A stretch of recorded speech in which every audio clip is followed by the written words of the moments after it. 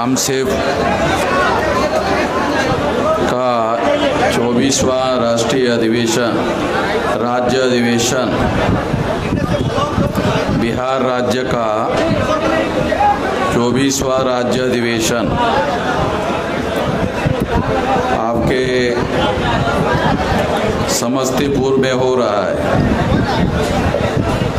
तो ये जो समस्तीपुर का राज्य अधिवेशन है उसका उद्घाटन सत्र और तमाम वक्ताओं के द्वारा अपनी बातें कही जा चुकी है। मैं इस सत्र का कंक्लूड करने जा रहा हूँ और कंक्लूजन में जो उद्घाटन सत्र के लिए विषय रखे गए हैं उस संबंध में कुछ बातें आप लोगों को रखना चाहता हूँ, बताना चाहता हूँ। तो पहला विषय है ओबीसी की जाति आधारित जनगणना के साथ सभी जाति की जाति आधारित जनगणना नहीं कराना एक भयानक षड्यंत्र, एक विश्लेषण, एक विषय है। दूसरा विषय है शासक जाति के लोग जाति आधारित जनगणना क्यों नहीं करना चाहते, एक तथ्यपूर्ण खोज। तीसरा विषय है समान नागरिक संहिता का कानून लागू होने से आदिवासियों के कस्टमरी लॉ एवं संवैधानिक अधिकार समाप्त होने का खतरा है, ये गंभीर चिंतन। और आखिरी विषय है कॉमन सिविल कोड के द्वारा SC, ST, OBC तथा धार्मिक अल्पसंख्यक लोगों के ऊपर हिंदू के नाम पर ब्राह्मण धर्म थोपने का अभियान, एक गंभीर चिंतन। ऐसे कई विषय आज चर्चा करने के लिए रखे गए हैं। तमाम वक्ताओं के द्वारा अपनी बातें आप लोगों के सामने कही जा चुकी है। साथियों, मैं कुछ बातें, अब मोटी बातें, क्योंकि 2 बजे आप लोगों को भोजन का समय है और 2 बजे से 3 बजे तक भोजन होना चाहिए था, क्योंकि बामसेफ संगठन अपने अनुशासन के लिए बहुत ज़्यादा मान्यता देता है और इसके बावजूद भी ये 3 बजे का समय हो गया कंक्लूडिंग करने के लिए। तो ये हमारा अनुशासन बामसेफ का नहीं है इस तरह से। तो ये हम लोगों को ध्यान रखा जाना चाहिए। पहले अगर अब आपने ध्यान नहीं दिया तो आगे के लिए ज़रूर ध्यान देना चाहिए कि जब शक्ति नहीं होती है तो परिवर्तन नहीं होता है। परिवर्तन प्रकृति का जो नियम है, मैं उस परिवर्तन की बात नहीं कर रहा हूँ कि सूरज सवेरे निकलता है तो शाम को अस्त हो जाता है। ये आपकी इच्छा हो तो उगता है और अस्त होता है, आपकी इच्छा ना हो तो भी उगता है और अस्त हो जाता है। ये प्रकृति का नियम है। मैं इस प्रकृति के नियम के परिवर्तन की बात नहीं कर रहा हूँ। हम इस देश में परिवर्तन के लिए लड़ रहे हैं और परिवर्तन के लिए क्यों लड़ रहे हैं? इसलिए लड़ रहे हैं कि हमारे लोगों को 6,247 जाति के टुकड़ों में बांट दिया गया है। लगभग 1703 शेड्यूल कास्ट के जातियों के टुकड़े हैं, 801 आदिवासियों के टुकड़े हैं और 3,743 जाति के टुकड़े पिछड़े वर्ग के हैं। जिसमें अति पिछड़ा और पिछड़ा दोनों मिलाकर 3743 जाति के टुकड़े हैं और तीनों को मिलाकर ये आंकड़ा 6247 होता है। आप लोगों को याद होगा या आप लोगों को जानकारी होगी कि जब ब्राह्मणों ने इस देश में आज़ादी का आंदोलन चलाया था तो वो भारत के लोगों को अंग्रेज़ों के विरोध में भड़काने के लिए कहा करते थे कि अंग्रेज लोग बुरे लोग हैं।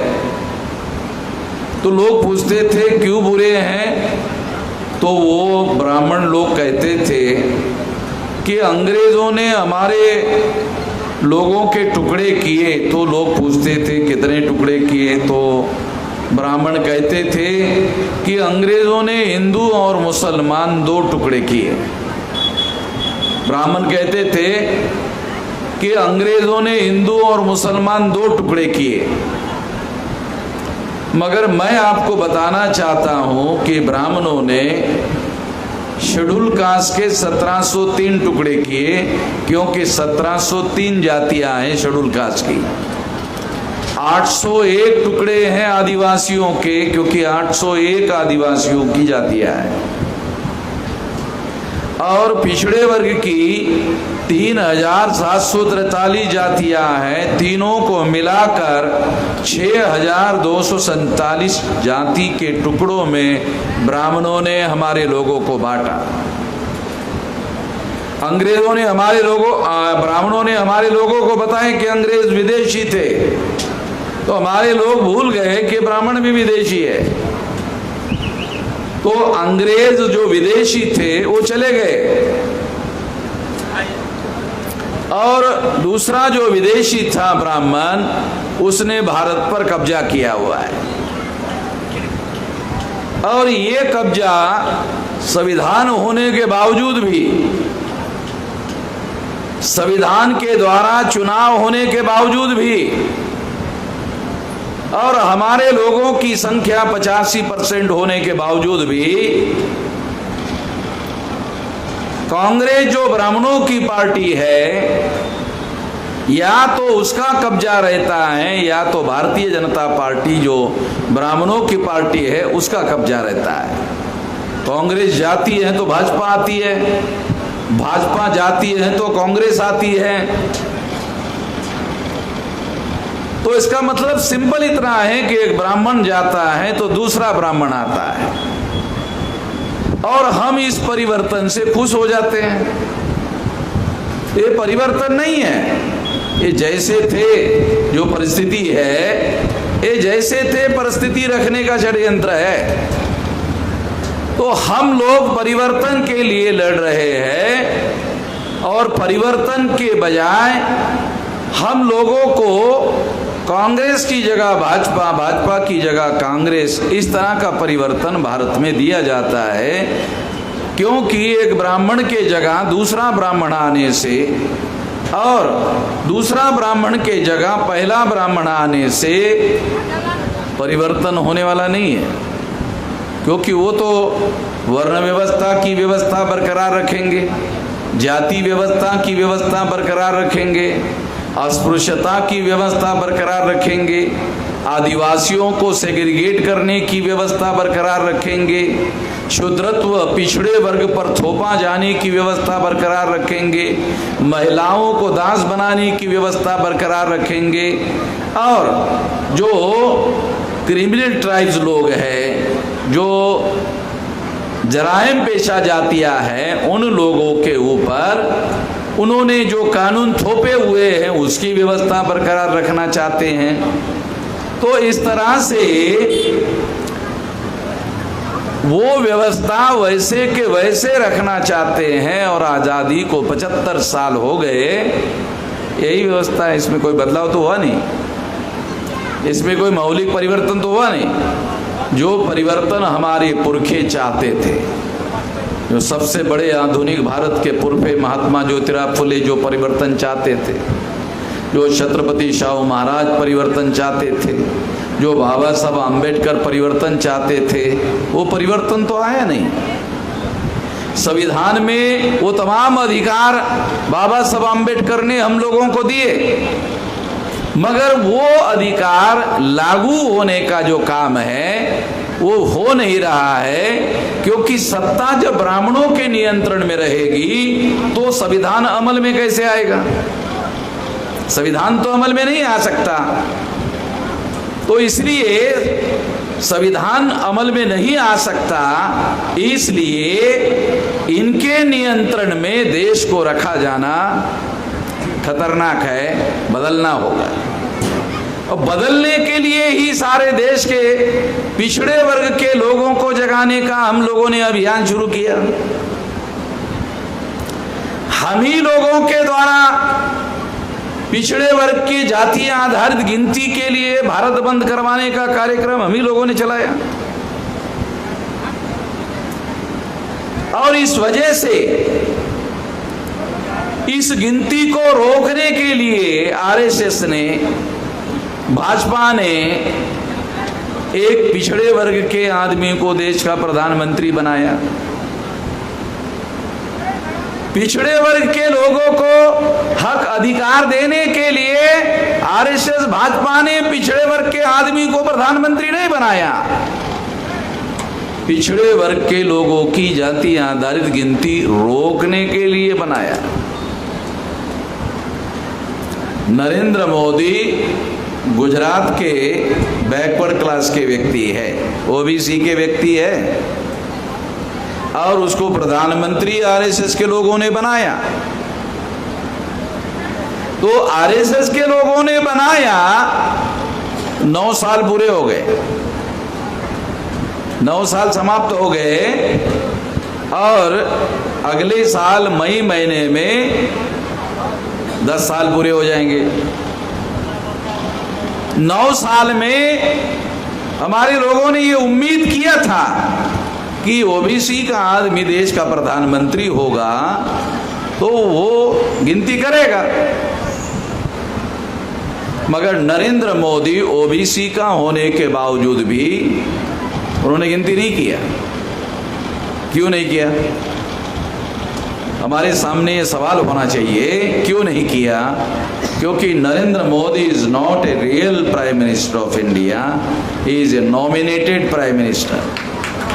नरेंद्र मोदी जो है ए नॉमिनेटेड प्राइम मिनिस्टर है। अंग्रेजी में जो नॉमिनेटेड शब्द है उसका हिंदी में ट्रांसलेशन होता है नामधारी प्रधानमंत्री। नामधारी, नामधारी भी शायद आपको समझ में ना आए, जो कामधारी नहीं है, नामधारी है, नाम के लिए रखा हुआ है। ये नरेंद्र मोदी जो है ये आरएसएस का, ब्राह्मणों का रखा हुआ प्रधानमंत्री है। रखा हुआ नहीं समझते हो? है आमतौर पे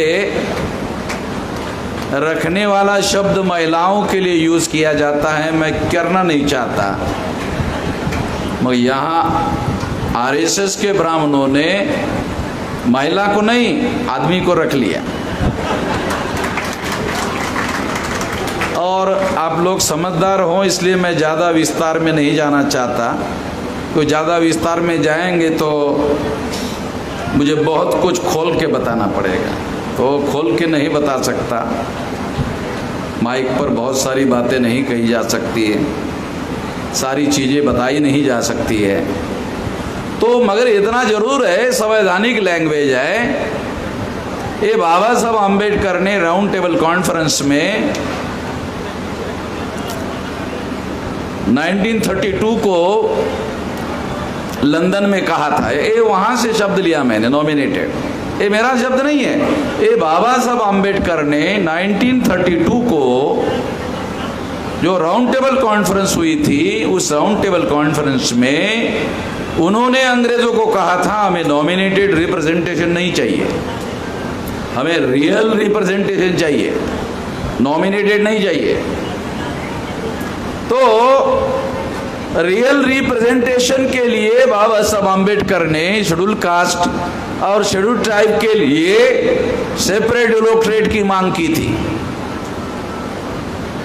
हमारे यहाँ बैठे हुए बहुत सारे लोगों को ये जानकारी नहीं होगी कि बाबा साहब आम्बेडकर ने अंग्रेजों को रियल रिप्रेजेंटेशन का अधिकार हासिल करने के लिए सेपरेट इलेक्टोरेट की मांग की थी कि शेड्यूल कास्ट के लोगों को अपने प्रतिनिधि चुनने का अधिकार दिया जाए, शेड्यूल ट्राइब के लोगों को अपने प्रतिनिधि चुनने का अधिकार दिया जाए।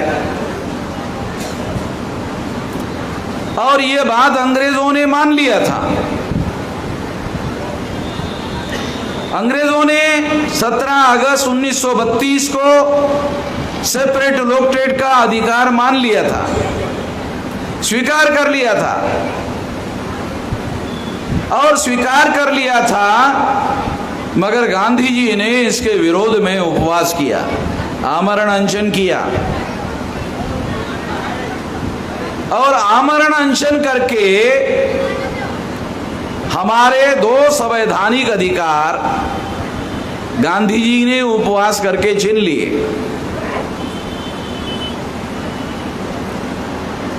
बिहार के लोगों को गांधी जी के प्रति थोड़ा सा प्यार हो सकता है, मेरे मन में भी था। अब मेरे मन में गांधी जी की प्रतिमाएं शैतान की है, महात्मा की नहीं है। ये गांधी एक शैतान है, क्योंकि उन्होंने जिन लोगों को हजारों सालों से अधिकार से वंचित किया गया था, उनको अधिकार दिलाने में बाबा साहब आम्बेडकर कामयाब हो गए थे। और अंग्रेजों ने राउंड टेबल कॉन्फ्रेंस के बाद 17 अगस्त 1932 को ये अधिकार अवार्ड कर दिया था, दे दिया था। यदि गांधी जी ने इसके विरोध में उपवास नहीं किया था या किया होता तो 131 मेंबर पार्लियामेंट शेड्यूल कास्ट और शेड्यूल ट्राइब के रियल रिप्रेजेंटेटिव के तौर पर चुनकर जाते। और अगर जाते तो क्या होता, जाते तो किसी की भी सरकार सेंटर में शेड्यूल कास्ट और शेड्यूल ट्राइब के समर्थन के बगैर नहीं बनती। आज तक कांग्रेस की 56-57 साल सरकार रही, अनुसूचित जाति और जनजाति के सपोर्ट के बगैर सरकार कांग्रेस की नहीं बनी। दूसरी, नरेंद्र मोदी प्रधानमंत्री हैं और अभी उनके 303 मेंबर पार्लियामेंट है, उसमें 76 शेड्यूल कास्ट शेड्यूल ट्राइब के हैं। अगर शेड्यूल कास्ट शेड्यूल ट्राइब के माइनस कर दो तो नरेंद्र मोदी की सरकार भर भरा के गिर जाएगी। इसका मतलब है कि शेड्यूल कास्ट और शेड्यूल ट्राइब के समर्थन से ही नरेंद्र मोदी प्रधानमंत्री बना हुआ है। मगर जिनके सपोर्ट और समर्थन से प्रधानमंत्री बना हुआ है, उनकी कोई सरकार, उनकी कोई सुनवाई नहीं करती है। तो मैं आप लोगों को ये बात समझा रहा हूं कि आज़ाद भारत में चाहे कांग्रेस की सरकार हो और बीजेपी की सरकार हो, 131 मेंबर पार्लियामेंट के सपोर्ट के बगैर किसी की भी सरकार आज तक नहीं बनी सेंटर में। कि ये लोग सपोर्ट किए बगैर सेंट्रल में बहुमत ही नहीं बनता, और जो बहुमत नहीं बनता है तो सरकार बनती नहीं है। इसलिए यदि 131 मेंबर पार्लियामेंट सेपरेट इलेक्टोरेट लागू होता और सेपरेट इलेक्टोरेट लागू होकर यदि अमल में आता और इसके विरोध में गांधी उपवास नहीं करते तो ये 131 मेंबर पार्लियामेंट हमारे SC ST के चुनकर जाते। तो कोई भी सरकार एससी एसटी के समर्थन के बगैर दिल्ली में सरकार नहीं बना सकते थे। मतलब हमारे एससी एसटी के लोगों के संगठन के बगैर सेंटर में किसी की सरकार नहीं बनती। तो इसका पहला फायदा क्या होता? पहला फायदा ओबीसी को होता। वो कैसे? पहला फायदा शेड्यूल कास्ट और शेड्यूल ट्राइब के लोगों को जो रिजर्वेशन 26 जनवरी 1950 को लागू हुआ, वो रिजर्वेशन ओबीसी को लागू क्यों नहीं हुआ? इसके बारे में हमारे ओबीसी के लोगों ने कभी सोचा नहीं। अगर 131 मेंबर पार्लियामेंट सेपरेट इलेक्टोरेट में लागू होते, अमल में आते, तो शेड्यूल कास्ट और शेड्यूल ट्राइब के समर्थन से सेंट्रल की सरकार बनती, तो 26 जनवरी 1950 को ही ओबीसी को रिजर्वेशन लागू हो गया होता, एजुकेशन में रिजर्वेशन लागू हो गया होता, और सर्विसेज में रिजर्वेशन लागू हो गया होता, रिजर्वेशन इन प्रमोशन में अधिकार लागू हो गया होता, और ओबीसी को यह अधिकार मिल गया होता। मगर ओबीसी के लोग गांधी जी के नाम पर पागल थे। ओबीसी के लोग गांधी जी के नाम पर पागल थे, और गांधी जी के साथ में थे। गांधी जी के साथ में जाने की वजह से कांग्रेस के साथ रहे। कांग्रेस के साथ रहने की वजह से क्या हुआ? न ओबीसी को रिजर्वेशन 26 जनवरी 1950 को मिला, ना जातीय आधारित गिनती हुई, दोनों बातें नहीं हुई। गांधी जी के साथ ओबीसी के लोगों को जाने से सबसे ज्यादा ओबीसी का नुकसान हो गया। मतलब रिजर्वेशन भी नहीं मिला, जातीय आधारित गिनती भी नहीं हुई, और ओबीसी के लोगों ने अपना आत्मघात किया।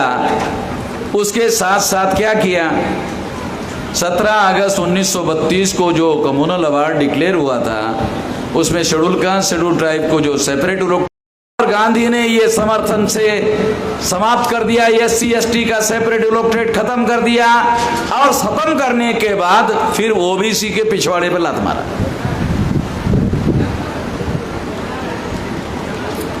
तो मेरे अलावा कौन बता सकता है भारत में? ये किसी को पता ही नहीं है।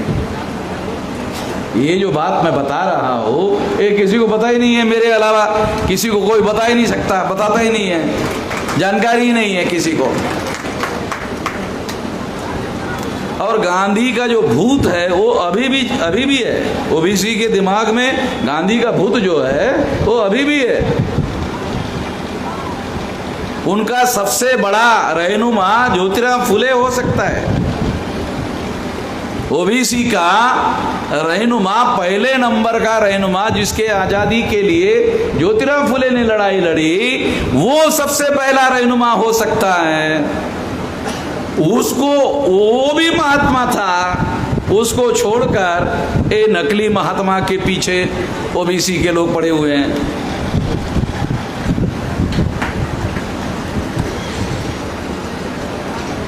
मैंने नॉर्थ इंडिया में छानबीन की तो मुझे ओबीसी के अंदर एक बहुत बड़ा मिसअंडरस्टैंडिंग देखा।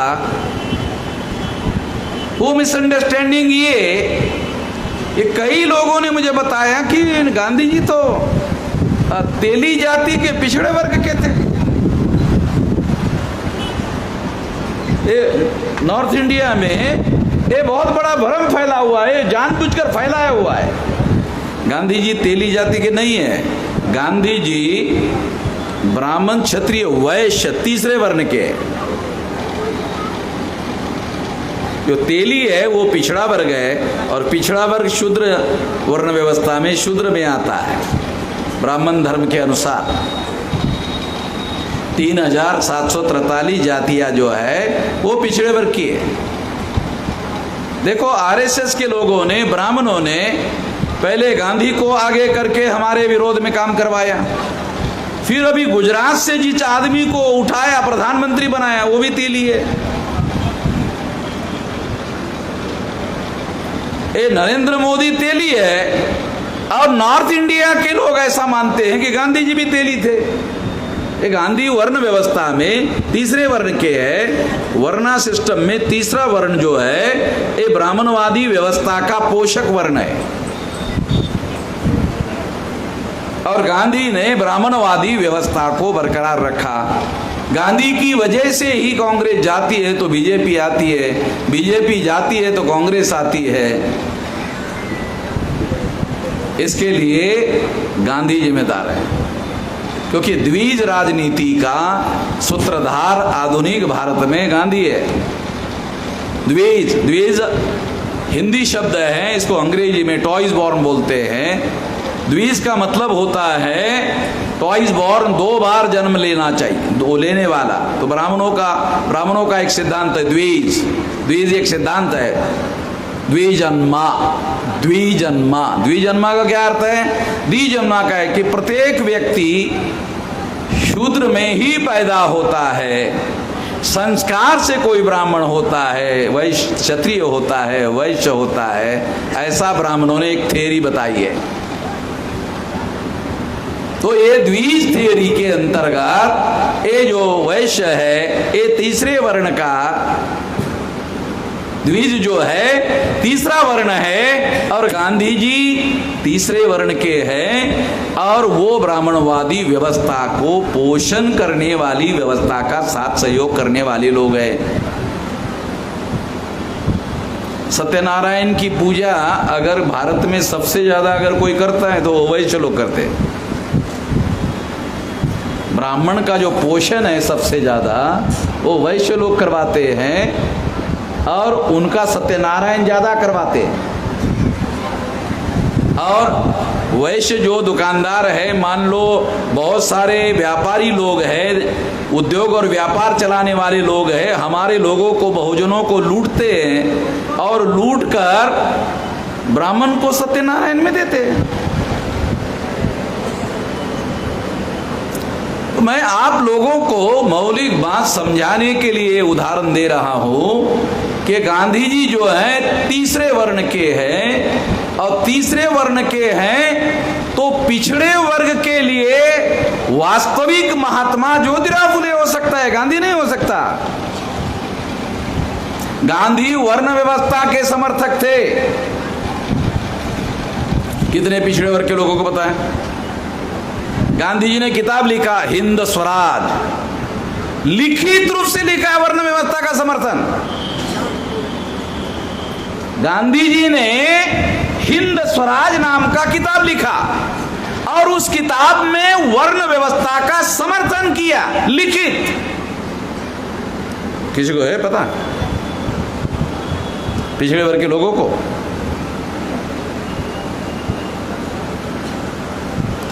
नॉर्थ इंडिया में और एक भ्रम मैंने देखा, वो भ्रम ये भी है कि जो अछूत जाति के लोग हैं वो शूद्र है। ये बहुत बड़ा भ्रम नॉर्थ इंडिया में ये भी है, बहुत गलत भ्रम। अछूत लोग शूद्र नहीं है, पिछड़े वर्ग के लोग शूद्र हैं। वर्ण व्यवस्था के अनुसार ओबीसी के लोग ब्राह्मण धर्म के अनुसार शूद्र है। अछूत तो वर्ण व्यवस्था के बाहर के लोग हैं, वर्ण व्यवस्था के अंदर नहीं है। ये तो छूने लायक नहीं है। जो छूने लायक नहीं है वो अंदर कैसे हो सकता? अंसारी समझ रहे हो क्या? ये अछूत जो है ये तो छूने लायक नहीं है। जो छूने लायक नहीं है वो अंदर कैसे हो सकता? अंदर जो होगा वो तो फिर छूने लायक करना पड़ेगा। ब्राह्मण शूद्रों के घर में जाके खाना खा सकता है, अछूतों के घर में खाना भी नहीं और पानी भी नहीं, कुछ नहीं करता। जो अछूत है वो वर्ण व्यवस्था के बाहर के लोग हैं। तो सबसे ज्यादा ये बात हम लोगों को समझनी होगी कि वर्ण व्यवस्था में चौथे वर्ण के शूद्र को भी, पिछड़े वर्ग को भी ब्राह्मणों ने अधिकार वंचित किया। ये वजह है कि ब्राह्मणों ने हमेशा मंडल कमीशन का विरोध किया, ब्राह्मणों ने हमेशा ओबीसी के रिजर्वेशन का विरोध किया, वो आज भी करते हैं। वो कैसे? देखो 2014 में आरएसएस ने नरेंद्र मोदी को प्रधानमंत्री बनाया, 9 साल पूरे हो गए। ये 9 साल में आरक्षण शब्द का उच्चारण, अमल छोड़ो, नरेंद्र मोदी ने उच्चारण किया, उच्चारण ऐसा मुंह से बोला, आरक्षण ऐसा शब्द बोला, देने लेने की छोड़ो, दिया नहीं दिया, नहीं, आरक्षण नाम का शब्द का उच्चारण किया नरेंद्र मोदी ने। कितना डरा हुआ आदमी है भाई, आरएसएस से कितना डरा हुआ है कि वो आरक्षण शब्द का उच्चारण तक नहीं कर पाया।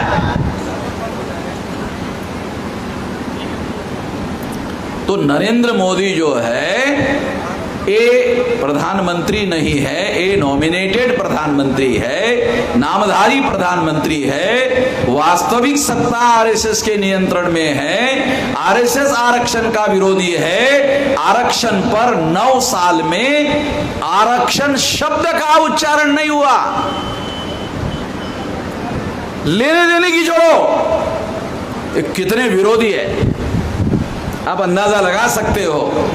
इसलिए ये बात मैं आप लोगों को समझा रहा हूं कि ये बातें आप लोगों को समझ में आ जाए कि कांग्रेस जाती तो बीजेपी आती है, बीजेपी जाती तो कांग्रेस आती है। ये व्यवस्था आधुनिक भारत में संख्या हमारी है। 100 में 85% लोग हमारे हैं, 3.5% ब्राह्मण हैं, 3.5% की रूलिंग पार्टी, 3.5% की ही अपोजिशन पार्टी, 3.5% की ही रूलिंग पार्टी, 3.5% की ही अपोजिशन पार्टी।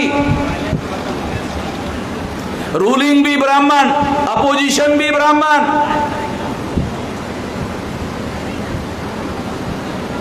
क्योंकि लोकतंत्र में अगर हमारा कोई पक्ष, शूद्रों का पक्ष, पिछड़े वर्ग का पक्ष अपोजिशन होता, चलो ठीक है, थोड़ी देर के लिए भी समझाता हूं। अगर शूद्रों का, पिछड़े वर्ग का पक्ष अगर विरोधी पार्टी होती तो लोकतंत्र में ये उम्मीद होती है कि विरोधी पार्टी कभी ना कभी सत्ताधारी पार्टी बनेगी। लोकतंत्र में ऐसा होता है कि जो विरोधी पार्टी होती है वो चुनाव में सत्ताधारी पार्टी बन सकती है। जैसे कांग्रेस सत्ताधारी पार्टी थी, बीजेपी अपोजिशन में थी, तो अपोजिशन वाली बीजेपी सत्ता में आ गई। तो हमारी 85% लोगों की अपोजिशन पार्टी भी नहीं है, रूलिंग तो छोड़ो, अपोजिशन में भी नहीं है। संविधान में, कानून में सारी व्यवस्था है, अमल में नहीं है। संविधान में सारी व्यवस्था है, कानून में सारी व्यवस्था है, अमल में व्यवस्था नहीं है। तो हमारे सामने सबसे बड़ा सवाल संविधान की व्यवस्था को अमल में कैसे लाया जाए। ये है क्रक्स, ये है मौलिक सवाल कि संविधान में जो है वो कांग्रेस अमल में नहीं लाएगी, बीजेपी अमल में नहीं लाएगी, तो इसको अमल में कैसे लाया जाए। जब तक अमल में नहीं आएगी व्यवस्था, हमारे देश में बदलाव नहीं होगा, परिवर्तन नहीं होगा। कैसे अमल में आएगी ये व्यवस्था? तो ये व्यवस्था कैसे अमल में आएगी उसका केवल एक तरीका है, वो है हमें SC ST OBC माइनॉरिटी की संगठित शक्ति का निर्माण करना होगा और संगठित शक्ति निर्माण करके वो बदलाव हमें ही करना होगा। ये उपाय है, ढूंढ के निकाला गया है। इस उपाय पर अमल करने के लिए मैं 18 साल 3-4 महीने की मेरी उम्र थी, अभी 66 साल है, 48 साल से रात दिन सारे देश भर में घूम रहा हूं। 48 साल हो गए। 66 साल, 18 साल 3-4 महीने की मेरी उम्र थी, 48 साल लगाकर अभी हमने 31 राज्यों में, 567 जिलों में, 4000 से ज्यादा तहसीलों में, 22,000 से ज्यादा ब्लॉक में और 1.5 लाख से ज्यादा गांवों में इस संगठन का जाल फैलाया है, संगठित शक्ति निर्माण करके। ये जो यहाँ आप लोग आए हैं ना, वो 48 साल से लगातार जो हम लोगों ने कोशिश की उसकी वजह से आए हुए हैं। वो भी किसी अखबार ने हमारी कोई खबर नहीं छापी, किसी टीवी वालों ने हमारी कोई खबर नहीं छापी। एक मौखिक रूप से लोगों तक हमने जो आवाज पहुंचाई उसकी वजह से। और अगर अखबार वालों ने ऐसा किया होता, खबरें छापा होता, तो हम लोग सारा बदल देते, अभी तक सब कुछ बदल देते। क्योंकि जो बात हम कहते हैं वो बात लोगों की बात कहते हैं, लोगों को जो जरूरी है। हमारा एमएलए है बोलता नहीं, हमारा एमपी है बोलता नहीं है, हमारा मंत्री है बोलता नहीं है। अरे जो बोलता ही नहीं है वो करेगा क्या? जो बोलता ही नहीं है वो करेगा क्या? जिसकी बोलती बंद करवा दी गई है वो क्या काम करेगा? इसलिए हमें, मुझे तमाम सारे देश भर में लोग मिलते रहते हैं, जिसको मैं नहीं जानता, वो हमारे आंदोलन के साथ भी नहीं है, वो हमें मिलते हैं तो क्या कहते हैं, आप वामन मेश्राम है क्या? आपको हमने मोबाइल में देखा। पहले ऐसा कोई बोलता ही नहीं था, कोई ऐसा नहीं बोल, अखबार में देखा, टीवी में देखा, अब क्या बोलता है? आपको हमने मोबाइल में देखा तो इसलिए आपके पास आकर पूछ रहा हूं, आप वामन मेश्राम है क्या? तो क्या बोलता है कि मैं डेली आपका वीडियो सुनने के बाद ही सोता हूं, नहीं तो नींद ही नहीं आती। ये उनके शब्द, मेरे नहीं है। तो मैंने कहा नींद क्यों नहीं आती है मेरा सुने बगैर? कहा कि आप अकेले ही बोलते हुए दिखाई देते हैं, हमारे लोगों की बात कोई बोलता ही नहीं है, हमारे लोगों की समस्या कोई बोलता ही नहीं है, आप अकेले ही बोलते हो। तो लगता है कि हाँ कोई बोल रहा है। साथियों, मैं ये बात इसलिए आप लोगों को बता रहा हूँ कि लोगों तक ये सोशल मीडिया की वजह से हमारी आवाज़ पहुँच रही है, ज़्यादा लोगों तक पहुँच रही है। और आने वाले समय में हम लोगों ने जो एजेंडा फिक्स किया 2030 तक, अभी 1.5 लाख गाँव तक पहुँचा, 6 लाख गाँवों तक 2030 तक पहुँचना है। 7 साल में कोई मरने वाला नहीं है। अगर कोई बुढ़ा मेरी सुन ले, वो भी नहीं मरेगा। अगर वो सुन ले, अगर कोई बुढ़ा मेरी सुन ले तो उसको उम्मीद जगेगी। तो दुनिया तो उम्मीद पर कायम है, उम्मीद पर कायम है, तो बुढ़ा भी नहीं मरेगा, जवान कहां से मरेगा? तो 7 साल का समय है, ज्यादा समय नहीं है। तो 6 लाख गांव में हमारा आंदोलन पहुंच जाएगा 7 साल में। तो आपको 6 लाख गांव में पहुंचना नहीं है, 6 लाख गांव में आपको पहुंचाना नहीं है, वो तो मेरी जिम्मेदारी है। नहीं तो आप बोले अरे 6 लाख गांव कैसे होगा भाई, है? नहीं, आपको बिहार के लोगों को 6 लाख गांव में नहीं पहुंचाना है। बिहार के तो ज्यादा से ज्यादा 40-50 हजार 60 हजार गाँव होंगे। कितने गाँव है बिहार के? 45 हजार बोल रहे हैं। उत्तर प्रदेश में 1,13,000 है। उत्तर प्रदेश के 1,13,000 गांव है। और वहाँ 2-3 साल में ही हो जाएगा, 1 लाख सारे गांव में पहुंच जाएगा। तो मैं बिहार के लोगों को, यहाँ जो भी लोग आए हैं, देखो गांव में पहुंचने का सरल रास्ता बताता हूँ, बहुत सरल रास्ता। वो रास्ता क्या है कि एक तो बाप के रिश्तेदार होते हैं, बाप की तरफ से रिश्तेदार नहीं होते, एक माँ के तरफ से रिश्तेदार होते हैं। मैं आपको लंबी बात की तरफ नहीं ले जाना चाहता, एकदम घर की बात समझाना चाहता। तो बाप के रिश्तेदार की लिस्ट बनाओ, फिर माँ के रिश्तेदार की लिस्ट बनाओ, और पहले रिश्तेदारों को ही बताओ गांव में जाके। अब वो चूंकि रिश्तेदार है तो आपकी सुन लेगा, आपकी सुन लेगा, और सुनने के बाद में जैसे तुम मेरा वीडियो सुनते हो उसको भी सुना देना। ज्यादा तो समझा नहीं पाओगे, तो मेरा वीडियो समझा देना, सुना देना। अगर आप ऐसा करते हो तो माँ के रिश्तेदार जुड़ जाएंगे, बाप के रिश्तेदार भी जुड़ जाएंगे, और इस तरह से सारे देश भर में अगर आप करते हो तो 7 साल नहीं, 3 साल में ही हो जाएगा। 3 साल में ही ये 6 लाख गांव हो जाएंगे। और अगर 6 लाख गांव के लोग schedule caste, most backward schedule caste, extreme backward schedule caste, schedule tribe, most backward schedule tribe, nomadic tribe, MBC, OBC और माइनॉरिटी के लोग अगर आप जोड़ लेते हो, इस तरीके से जोड़ लेते हो, तो जिस तरह से 9 अगस्त 1942 को गांधी जी ने क्विट इंडिया मूवमेंट चलाया था अंग्रेजों के विरोध में, उन्होंने 9 अगस्त 1942 को एक आंदोलन चलाया था। उस आंदोलन का नाम था क्विट इंडिया, भारत छोड़ो। तो 3 करोड़ लोगों को सड़कों पर उतारा था। तो उस आंदोलन के बाद अंग्रेजों ने घोषित कर दिया था, ठीक है छोड़ देते, भारत छोड़ देते, ज्यादा हंगामा मत करो। वो डर गए, 3 करोड़ लोग सड़कों पर उतरने के बाद में डर गए।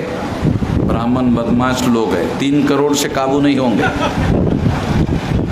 ये 5 गुना 15 करोड़ लोगों को उतारना पड़ेगा। तो भौगोलिक नेटवर्किंग का संगठन हमारा है, उसके द्वारा हम 15 करोड़ लोगों को सड़कों पर उतार सकते हैं।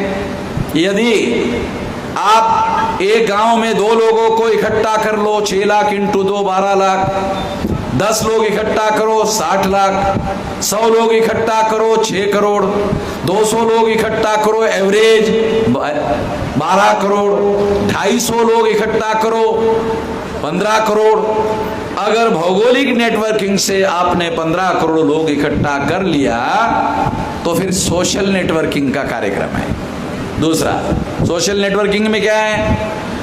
शेड्यूल कास्ट की 1703 जातियां हैं, आदिवासियों की 801 है, ओबीसी की 3743 है।